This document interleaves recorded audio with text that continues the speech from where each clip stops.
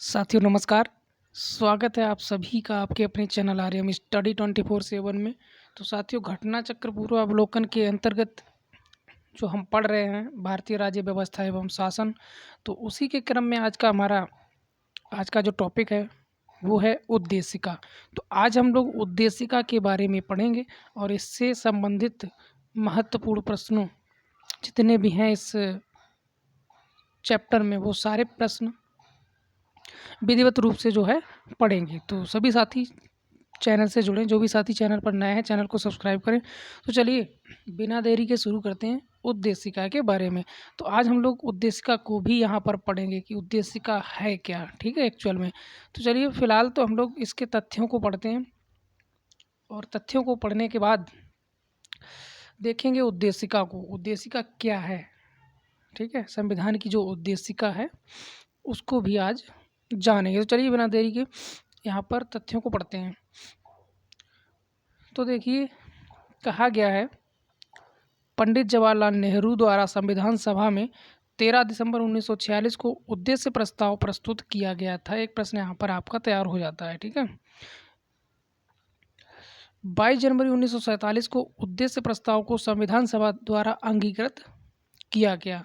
अब उद्देश्य प्रस्ताव को जो है 13 दिसंबर को प्रस्तुत किया गया पंडित जवाहरलाल नेहरू के द्वारा, और 22 जनवरी 1947 को जो है इस प्रस्ताव को संविधान सभा द्वारा अंगीकृत किया गया। उद्देश्य प्रस्ताव को ही परिवर्तित करके संविधान की प्रस्तावना या उद्देशिका बनाई गई। तो यहाँ पर दो शब्द जो है इस्तेमाल किए गए, प्रस्तावना या फिर उद्देशिका। तो दोनों चीज़ें एक ही बात है, प्रस्तावना कह सकते हैं, उसी को उद्देशिका कह सकते हैं, ठीक है। आगे क्या बताया गया, 42वें संविधान संशोधन अधिनियम 1976 द्वारा उद्देशिका में, ध्यान देना यहाँ पर, एक जो संविधान संशोधन 42वां हुआ था 1976 में, उसके द्वारा प्रस्तावना में या फिर उद्देशिका में कुछ शब्द जोड़े गए, जैसे समाजवादी। एक सेकंड देखते हैं कि कौन कौन से वो शब्द हैं जो 42वें संविधान संशोधन के द्वारा उद्देशिका में जोड़े गए। तो क्या क्या था उधर, समाजवादी, धर्मनिरपेक्ष और अखंडता शब्द जोड़े गए। ये तीन शब्द उद्देशिका में 42वें संविधान संशोधन 1976 के द्वारा जोड़े गए। भारतीय संविधान की उद्देशिका ने भारत को संपूर्ण प्रभुत्व संपन्न समाजवादी पंथ निरपेक्ष लोकतंत्रात्मक गणराज्य के रूप में घोषित किया। संविधान की उद्देशिका अपने नागरिकों को 3 प्रकार के न्याय, सामाजिक न्याय, आर्थिक न्याय और राजनैतिक न्याय, ठीक है, सामाजिक, आर्थिक और राजनैतिक सुनिश्चित कराती है।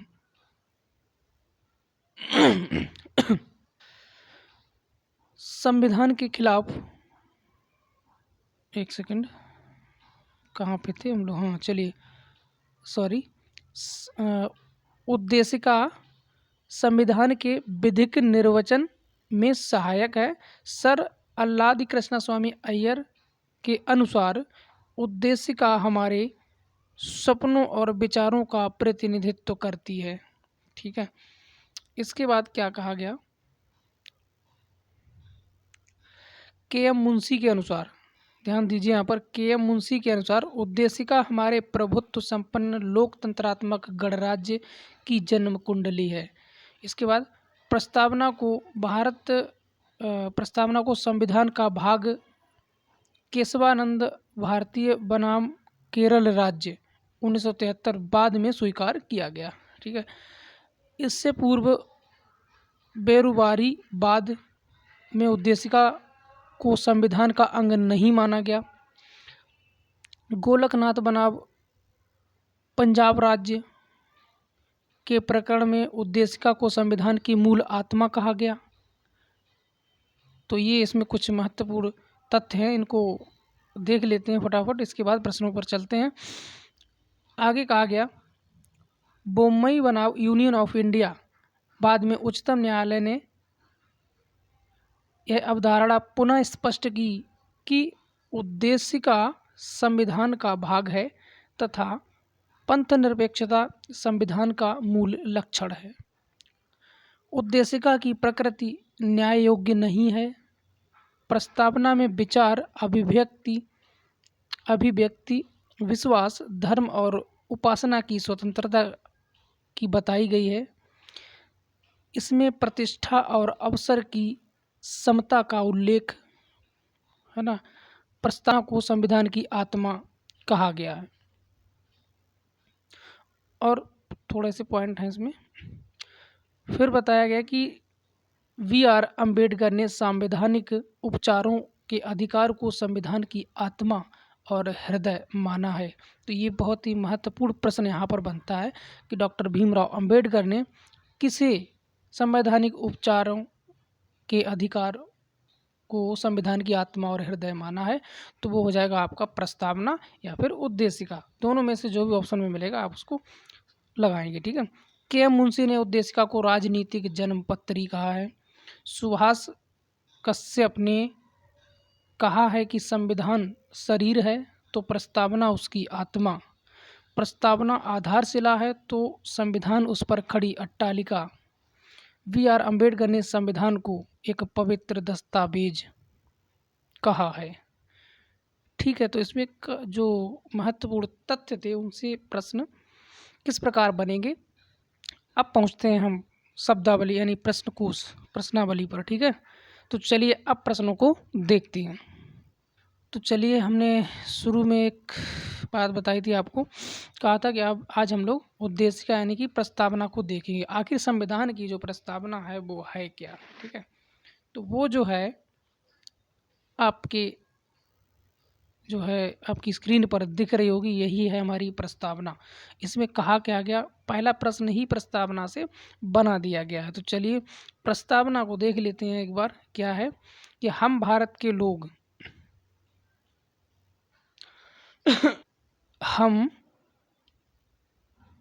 लोग भारत को एक संपूर्ण प्रभुत्व संपन्न समाजवादी पंथनिरपेक्ष लोकतंत्रात्मक गणराज्य बनाने के लिए तथा उसके समस्त नागरिकों को सामाजिक, आर्थिक और राजनैतिक न्याय, विचार, अभिव्यक्ति, विश्वास, धर्म और उपासना की स्वतंत्रता, प्रतिष्ठा और अवसर की समता प्राप्त कराने के लिए तथा उन सब में व्यक्ति की गरिमा और राष्ट्र की एकता और अखंडता को सुनिश्चित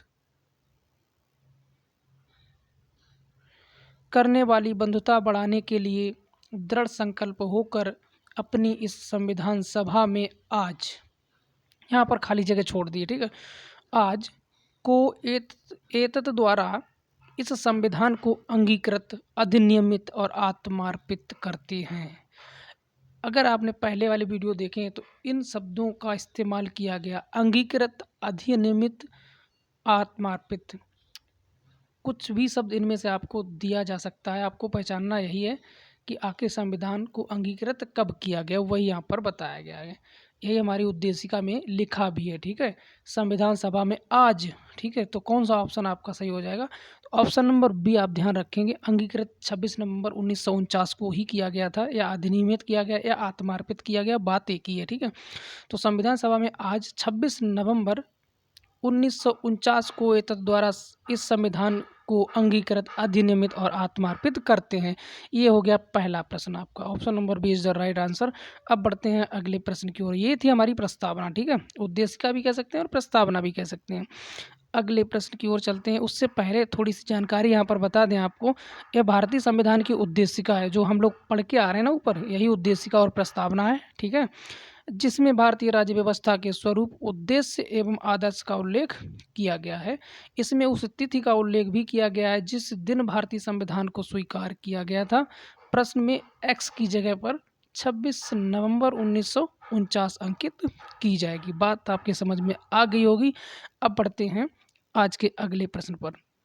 तो चलिए थोड़ा फास्ट करने की कोशिश करेंगे, प्रश्न थोड़े से ज़्यादा हैं, कोई दिक्कत वाली बात नहीं है। तो अगला प्रश्न देखिए, भारतीय गणतंत्र की 26 जनवरी 1950 को सही संवैधानिक वस्तु स्थिति क्या थी जब संविधान लागू किया गया था। तो चलिए सही स्थिति क्या थी, चूँकि हम लोगों को पता है। यहाँ पर देखिए ऑप्शन पहले पढ़ लेते हैं। पहला है लोकतंत्रात्मक गणतंत्र, बी है आपका संपूर्ण प्रभुत्व संपन्न धर्मनिरपेक्ष लोकतंत्रात्मक गणराज्य, ऑप्शन सी आपका बताया गया है कि संपूर्ण प्रभुत्व संपन्न लोकतंत्रात्मक गणराज्य, और ऑप्शन डी है आपका संपूर्ण प्रभुत्व संपन्न समाजवादी पंथ धर्मनिरपेक्ष लोकतंत्रात्मक गणराज्य। तो इसमें जो आपका आंसर हो जाएगा वो हो जाएगा सी, चूँकि जब संविधान लागू हुआ था उस समय संपूर्ण प्रभुत्व संपन्न लोकतंत्रात्मक गणराज्य इस वाक्य का इस्तेमाल किया गया था। इसके बाद जो 42वां संविधान संशोधन हुआ, ठीक है, 42वां संशोधन 1976 में हुआ, उसमें आपके समाजवादी पंथ निरपेक्ष, है ना, इन शब्दों का इस्तेमाल किया गया, इन शब्दों को जोड़ा गया। तो यहाँ पर ऑप्शन आपका सी हो जाएगा। चलिए यहाँ पर देखिए 26 जनवरी 1950 को भारतीय गणतंत्र की संवैधानिक वस्तुस्थिति भारतीय संविधान की तत्कालीन उद्देशिका के अनुसार संपूर्ण प्रभुत्व संपन्न लोकतंत्रात्मक गणराज्य की थी, ठीक है। समाजवादी पंथ निरपेक्ष और अखंडता ये शब्द जो है 42वें संविधान संशोधन अधिनियम 1976 की धारा 2 के अंतर्गत जोड़े गए थे, ठीक है। तो यहाँ पर क्लियर हो गया होगा ये प्रश्न। चलिए अगले प्रश्न की ओर चलते हैं। फिर से देखिए 26 जनवरी 1950 को भारत की वास्तविक संवैधानिक स्थिति क्या थी। देखिए फिर से वही प्रश्न है, कोई खास बात नहीं है। तो चलिए इसे भी आप कर सकते हैं आसानी से।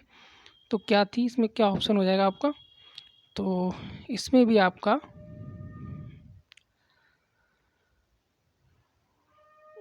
क्या हो जाएगा, option number B. Option B आपका राइट आंसर होगा, संपूर्ण प्रभुत्व संपन्न लोकतंत्रात्मक गणराज्य, ठीक है। जब लागू हुआ था तब यही शब्द थे, बाकी 42वें संविधान संशोधन के द्वारा 3 शब्दों को जोड़ा गया, समाजवादी पंथ निरपेक्ष और एक और था आपका लोकतंत्रात्मक, वो तो आपका पहले से ही था। तो 3 शब्द आपके जोड़े गए थे, समाजवादी, चलिए देख लीजिए, समाजवादी पंथ निरपेक्ष और अखंडता। बढ़ते हैं आगे अगले प्रश्न की ओर। काफ़ी महत्वपूर्ण प्रश्न है ये, आप इनको जो है इग्नोर नहीं कर सकते। तो चलिए अगला प्रश्न। तो अगला प्रश्न आपका, भारत के संविधान के निर्माताओं का मत निम्नलिखित में से किसमें प्रतिबंधित होता है। चलिए आंसर क्या होगा आपका, उद्देश्य का मूल अधिकार, राज्य की नीति निर्देशक तत्व और मूल कर्तव्य। तो यहाँ पर जो आपका आंसर बनेगा ऑप्शन नंबर ए उद्देश्य का, ठीक है। ऑप्शन नंबर ए आपका राइट आंसर होगा। अगले प्रश्न को देख लेते हैं। तो अगला प्रश्न आपका ये रहा, ठीक है। चलिए इसमें क्या है, भारत के संविधान की प्रस्तावना में कितने प्रकार के न्याय, स्वतंत्रता, समानता एवं भ्रातृत्व की का जो है उसी क्रम में उल्लेख किया गया है, ये आपको बताना है। एक प्रश्न आपको ये नए टाइप का दिख रहा होगा ये। चलिए इसका आंसर क्या होगा, तो यहाँ पर इसका आंसर ऑप्शन नंबर ए हो जाएगा, 3 5 2 1। समझिए इसे किस तरीके से क्यों होगा, ठीक है। ये तो यहाँ पर समझते हैं।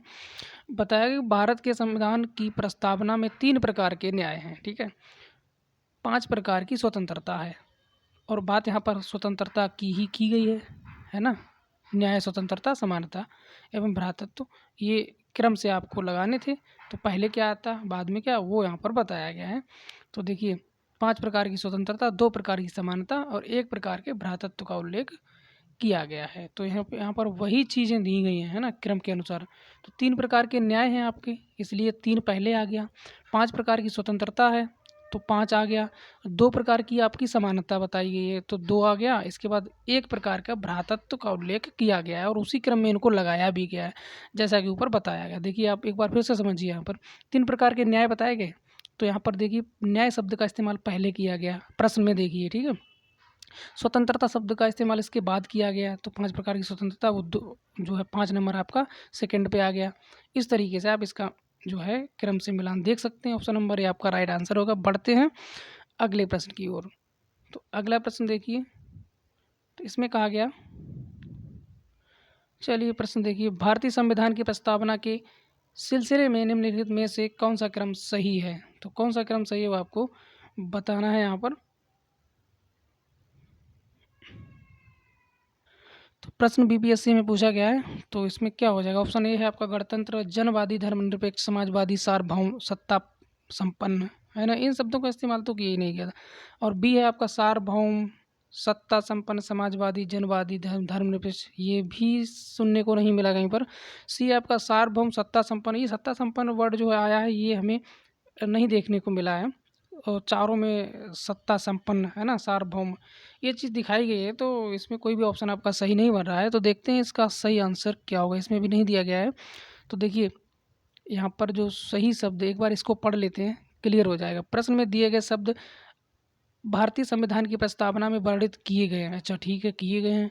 ये भारतीय राज्य व्यवस्था के स्वरूप का वर्णन करते हैं, भारतीय राज्य व्यवस्था के स्वरूप का वर्णन करते हैं। इस जितने वर्ड दिए गए इनमें से समाजवादी और पंथ निरपेक्ष शब्द मूल संविधान में नहीं थे, इन्हें 42वें संविधान संशोधन द्वारा जोड़ा गया। और 42वां संविधान संशोधन कब हुआ था, आप लोग कमेंट बॉक्स में बताएं, क्योंकि हम लोग अभी 2 बार पढ़ चुके हैं। ठीक है, आगे बढ़ते हैं। जोड़े जाने के पश्चात संविधान में इन शब्दों का निर्धारित क्रम जो है, अच्छा सही बात है, चलिए इनका क्रम देख लेते हैं। ये क्रम इनका सार्वभौम, सत्ता संपन्न, समाजवादी, पंथ निरपेक्ष, लोकतंत्रात्मक, गणतंत्र, ये इसका जो है राइट होगा क्रम। ठीक है, तो नोट में दिया गया, ध्यान रखने योग्य तथ्य है कि संविधान में उल्लिखित शब्द ये हैं कि संपूर्ण प्रभुत्व संपन्न, समाजवादी, पंथ निरपेक्ष, लोकतंत्रात्मक, गणराज्य, ये तो आपके मूल संविधान में है। जनवादी शब्द भारतीय संविधान की उद्देशिका में उल्लिखित नहीं है, यह शब्द चीन के संविधान से उल्लिखित हैं। चलिए ये जो शब्द दिए गए ना, ये चीन के संविधान से उल्लिखित हैं। वही मैंने आपको शुरू में बताया था कि ये शब्द हमको देखने को नहीं मिले हैं भारतीय संविधान में। ठीक है, तो बात यहाँ से क्लियर हो जाती है। अगला जो प्रश्न है, भारतीय संविधान की प्रस्तावना में भारत को किस प्रकार किस रूप में घोषित किया गया है। तो चलिए किस रूप में घोषित किया गया है,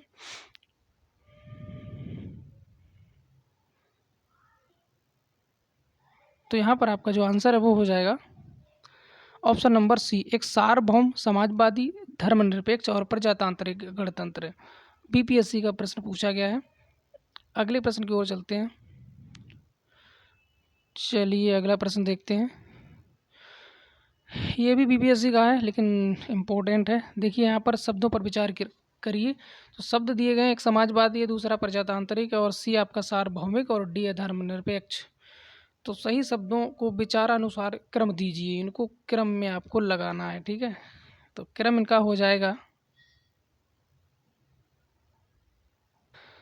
क्रम इनका हो जाएगा सार्वभौम, पहले आ जाएगा सार्वभौम। ठीक है, और इसके बाद समाजवादी और इसके बाद आएगा आपका धर्मनिरपेक्ष, इसके बाद सबसे बाद में प्रजातांत्रिक, यानी ऑप्शन नंबर आपका ए राइट होगा। ठीक है, आगे बढ़ते हैं, अगले प्रश्न को देखते हैं। काफ़ी महत्वपूर्ण प्रश्न है। भारतीय संविधान की प्रस्तावना में समाजवादी शब्द किस संशोधन के तहत जोड़ा गया है।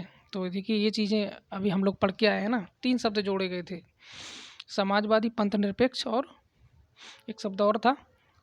तो ये शब्द जो है 42वें संविधान संशोधन के द्वारा जोड़े गए, यानी कि ऑप्शन नंबर आपका यहाँ पर राइट हो जाएगा A is the right answer. ठीक है, आगे बढ़ते हैं।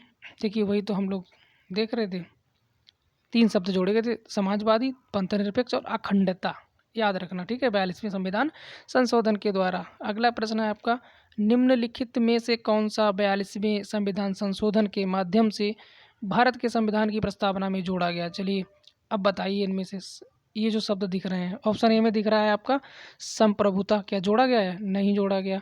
व्यक्ति की गरिमा, ये भी नहीं जोड़ा गया है ना। इसके बाद निजता भी नहीं जोड़ा गया, लेकिन समाजवाद, पंथ निरपेक्ष और अखंडता 3 शब्द जो है 42वें संविधान संशोधन के द्वारा जोड़े गए थे।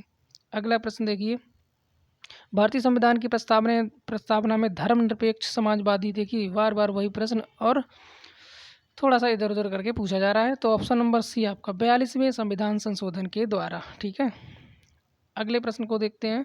निम्नलिखित में से कौन भारत को धर्मनिरपेक्ष राज्य वर्णित करता है। चलिए धर्मनिरपेक्ष जो शब्द है वो किस में जो है वर्णित है, तो पहला तो आपका ऑप्शन है मौलिक अधिकार, है इसमें, नहीं है ना, एक सेकेंड, नहीं है ना इसमें। संविधान की प्रस्तावना, इसके बाद 9वीं अनुसूची, इसमें भी नहीं है ना। राज्य के नीति निर्देशक तत्व, इसमें भी नहीं है। तो किस में जोड़ा गया, धर्मनिरपेक्ष। धर्मनिरपेक्ष जो शब्द है उसका इस्तेमाल किया गया है भारत संविधान की प्रस्तावना में, ऑप्शन नंबर बी आपका राइट आंसर होगा। बढ़ते हैं अगले प्रश्न की ओर। देखिए वही चीज़ बार बार बताई जा रही है ना, तो मुझे लग रहा है ये प्रश्न आपको रट गया होगा। 42वां संविधान संशोधन 1976 है ना। अगला प्रश्न, निम्नलिखित में से, चलिए हाईलाइट करते हैं इसे। निम्नलिखित शब्दों में से कौन सा शब्द सन 1975 में भारतीय संविधान की प्रस्तावना में सम्मिलित नहीं था? चलिए अब बताइए।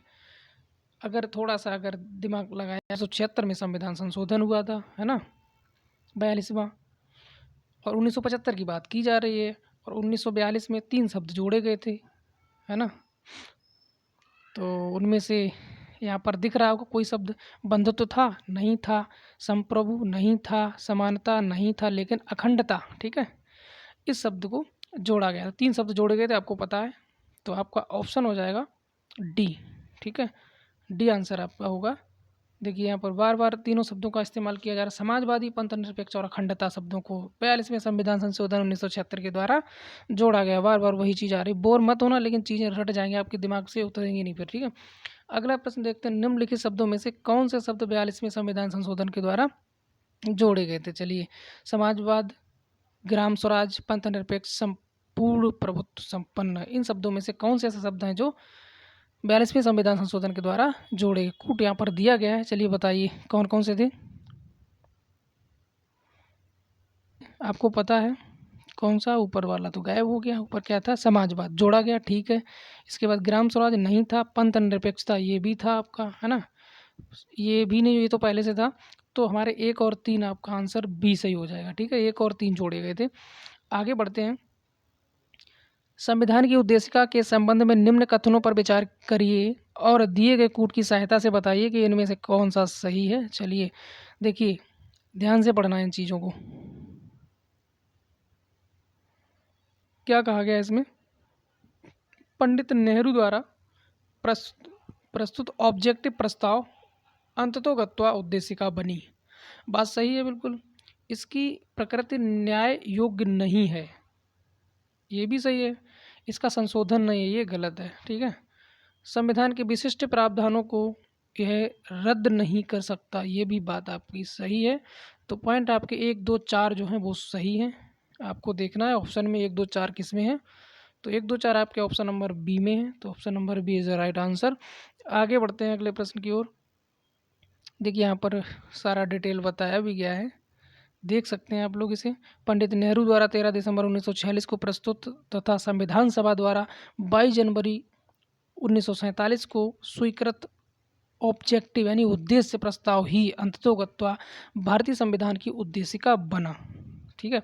प्रस्तावना का विधिक स्वरूप यह है कि इसे लागू नहीं किया जा सकता, इसकी प्रकृति न्याय योग्य नहीं है। यद्यपि संविधान के विशिष्ट प्रावधानों को यह रद्द नहीं कर सकती, तथापि केशवानंद भारती मामले में सर्वोच्च न्यायालय के निर्णय के अनुसार संविधान की उद्देशिका का उपयोग संविधान के अस्पष्ट क्षेत्रों की व्याख्या करने में किया जा सकता है। उद्देशिका में संशोधन संभव है तथा 42वें संविधान संशोधन 1976 द्वारा इसमें समाजवादी, पंथनिरपेक्ष एवं अखंडता शब्द जोड़े गए थे। उद्देशिका संविधान के स्पष्ट प्रावधानों को रद्द नहीं कर सकती, इसका उपयोग भ्रम को दूर करने में किया जाता है। उद्देशिका का उपयोग इस निष्कर्ष के समर्थन में किया जाता है कि संविधान के मूल ढांचे में कोई परिवर्तन नहीं किया गया है, ठीक है।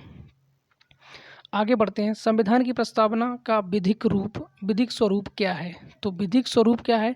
यह लागू किया जा सकता है, ऑप्शन बी है यह लागू नहीं किया जा सकता है, ऑप्शन सी विशेष परिस्थितियों में लागू किया जा सकता है, और डी आपका कह रहा है कि उपरोक्त में से कोई नहीं। तो यहाँ पर आपका जो आंसर है वो बन जाएगा ऑप्शन नंबर बी, यह लागू नहीं किया जा सकता। ऊपर जो बताया गया विधिक स्वरूप की बात हो रही है, जो अभी हम लोग पढ़ के आ रहे हैं, इससे ऊपर एक बार फिर से पढ़ लेना, क्लियर हो जाएगा। यह लागू किया नहीं जा सकता, है ना। ऑप्शन नंबर बी आपका राइट आंसर। अगला जो है, भारतीय संविधान की उद्देशिका में संशोधन किया गया था। तो उद्देशिका में जो संशोधन किया गया था, ऑप्शन ए है आपका 17वें संशोधन द्वारा, बी है आपका 24वें संशोधन द्वारा, और सी है 42वें संशोधन द्वारा, और डी 44वें संविधान संशोधन द्वारा। तो अभी हम लोग बार बार वही चीज़ पढ़ के आ रहे हैं, 42वें संविधान संशोधन के द्वारा उद्देशिका में संशोधन किया गया था और 3 शब्दों को जोड़ा गया था, जो कि 1976 में हुआ था, ठीक है। आगे बढ़ते हैं, समाजवादी शब्द उद्देशिका में जोड़ा गया था? फिर से वही चीज़ पूछी गई, तो ये आपका 42वें संविधान संशोधन के द्वारा जोड़ा गया था। आगे बढ़ते हैं अगले प्रश्न की ओर। भारतीय संविधान की प्रस्तावना में समाजवादी शब्द किस संशोधन द्वारा जोड़ा गया था? वही चीज़ फिर आ गई है ना, 42वें संविधान संशोधन द्वारा 3 शब्द जोड़े गए थे। अगला प्रश्न देखिए, 26 जनवरी 1949 को अंगीकृत भारतीय संविधान की प्रस्तावना में शब्द सम्मिलित नहीं थे। देखिए वही चीज़ है ना, ये तो भाई संशोधन के द्वारा 3 शब्द जोड़े गए थे। कौन कौन सा? एक तो आपका समाजवाद हो गया, दूसरा पंथ निरपेक्ष और तीसरा आपका अखंडता। इन शब्दों को क्या किया गया था, जो है ये जब लागू हुआ था, अंगीकृत किया गया तब ये शब्द नहीं थे, इनको 42वें संविधान संशोधन के द्वारा जोड़ा गया था। तो यही यहाँ पे पूछा गया, कौन कौन से शब्द जो है 26 नवंबर 1949 को जब संविधान को अंगीकृत किया गया था तब नहीं थे। तो 1, 2, 3 आपका राइट आंसर होगा। 1, 2, 3 किस ऑप्शन में दिख रहा है? Option number A. तो यहाँ पर ए आपका राइट आंसर हो जाएगा। अब बढ़ते हैं आगे। भारतीय संविधान की प्रस्तावना में पंथ निरपेक्ष शब्द जोड़ा गया। देखिए वही चीज़ फिर पूछी गई है 42वें संविधान संशोधन के द्वारा। आगे बढ़ते हैं अगले प्रश्न की ओर। भारतीय संविधान के आमुख का लक्ष्य उसके सभी नागरिकों के लिए सुनिश्चित करना है। तो चलिए, अधोलिखित कूटों में से कौन सा सही है आपको बताना है। 4 पॉइंट दिए गए हैं, सामाजिक तथा आर्थिक न्याय, और दूसरा है आपका विचार तथा अभिव्यक्ति की स्वतंत्रता, और ऑप्शन सी मतलब तीसरा पॉइंट है अवसर की समानता, और चौथा है व्यक्ति की प्रतिष्ठा। तो यहाँ पर आपके 4 के चारों पॉइंट सही हैं, यानी कि सभी सही हैं। ठीक है, ऑप्शन नंबर डी आपका राइट आंसर होगा। चारों आपके सही हो जाएंगे, यहाँ पर बताया भी गया है। अब बढ़ते हैं आगे। चलिए अगला प्रश्न देखते हैं। तो चलिए यहाँ पर हम लोग 22 प्रश्न सफलतापूर्वक जो है कर चुके हैं। तो चलिए अब हमारा 23वां प्रश्न है। तो साथियों वीडियो ज़्यादा लंबा हो जाएगा क्योंकि इसमें लगभग 46 प्रश्न हैं। तो क्या करते हैं, इसको पार्ट 2 में जो है कल के वीडियो में अपलोड करेंगे। तो आप सभी जो है इस प्रश्न को पढ़ लीजिए, और ये आपका होमवर्क है, इसका आंसर आप हमें कमेंट बॉक्स में देंगे और कल इसकी चर्चा करेंगे। ठीक है, तो आपको इसमें बताना है यार दोनों सही हैं, है ना, या नहीं सही है, क्या है क्या नहीं, ये इसके ऑप्शन आपको दिख रहे होंगे, देख सकते हैं आप सभी लोग। तो इसका आंसर आप कमेंट बॉक्स में ज़रूर दें। तो चलिए मिलते हैं कल फिर अगले वीडियो में, इसी का पार्ट दूसरा, यानी कि जो बचे हुए प्रश्न हैं उनको लेकर। ठीक है, तब तक के लिए स्वस्थ रहें, मस्त रहें और पढ़ते रहें, और चलते हैं। नमस्कार, जय हिंद, जय भारत।